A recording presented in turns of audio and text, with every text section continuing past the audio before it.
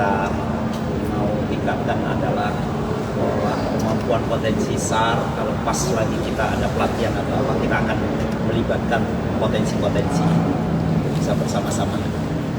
Karena yang akan kita berikan tidak hanya sekedar kemampuan, tapi juga prosedur pemberitaan pada saat ada terjadi kedaruratan. Jadi mungkin itu. Jadi kita sudah berjalan, sinergitas kita di lapangan juga cukup bagus antara Badan SAR nasional dengan potensi-potensi SAR yang ada di lapangan. Namun tidak betul kemungkinan bahwa teman-teman potensi SAR ini kan bertambah terus, sehingga kita memang perlu kolaborasi dan sinergitas lebih baik lagi terkait dengan prosedur dan juga potensi atau kemampuan tersebut. Pak, Mas balik sedikit terkait evaluasi kemarin yang di Rinjani itu bagaimana Pak? Apa saja kesulitan dari Basarnas dan bagaimana bisa beberapa kali kita sampaikan sebenarnya kesulitannya rata-rata hanya dua, karena kondisi medan dan juga kondisi cuaca. Kalau kemampuan, saya rasa kemampuan Badan SAR nasional tadi yang disampaikan oleh Bapak Menteri, kemampuan kita standar internasional, seperti kita hadir di kejadian Turki dan terakhir kembali yang menjadi referensi kita, dan kita setiap 5 tahun sekali kita dikarensi oleh lembaga PBB SAR. Ini tadi kan juga sebagai saran membuka mendekatkan satu-satu evaluasi angka yang mendistribusikan alat. Kalau Basarnas memungkinkan nggak Pak menaruh alat itu di track yang akhirnya terbuka. Melihat kondisi ini kan tim SAR bergerak, memang distribusinya yang dengan tracknya yang susah kan dengan ya, sebenarnya itulah bentuknya kerjasama. Artinya tidak mungkin Basarnas dengan personil dan perlengkapannya disebar di seluruh wilayah Indonesia. Jadi contoh misalkan ada kawasan wisata, tentunya kawasan wisata itu sendiri harus mampu mulai dari komunikasi. Dengan komunikasi itu bisa kita assessment sebenarnya potensi bahayanya apa, kemudian personil-personil yang disiapkan bagaimana.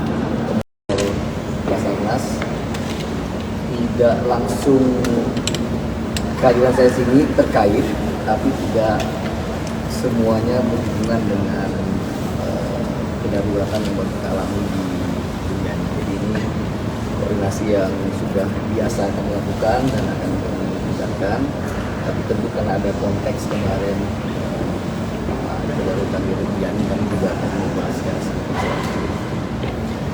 Pertama, tentu kalau diulangi atas nama pemerintah Republik Indonesia, kami mengucapkan bela sungkawa sedalam-dalamnya kepada korban yang terjelas dari kebakaran.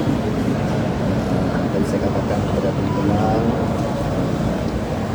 di atas segala isu kehebohan itu yang lebih tinggi adalah kemanusiaan. Saya punya anak perempuan, bapaknya juga punya anak perempuan, yang dalam satu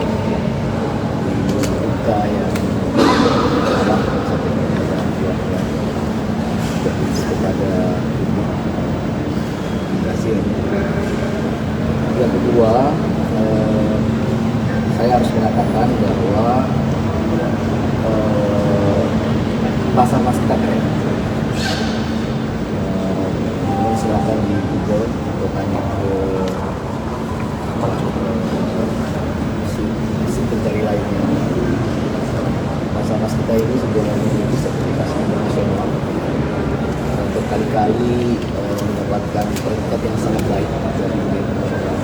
Misalnya saya baca mendapat nilai 92 sama dengan negara besar pada Amerika, Kanada, dan sebagainya. Di Asia Pasifik juga menyebabkan 4 besar ya, sama dengan Amerika, dan Australia.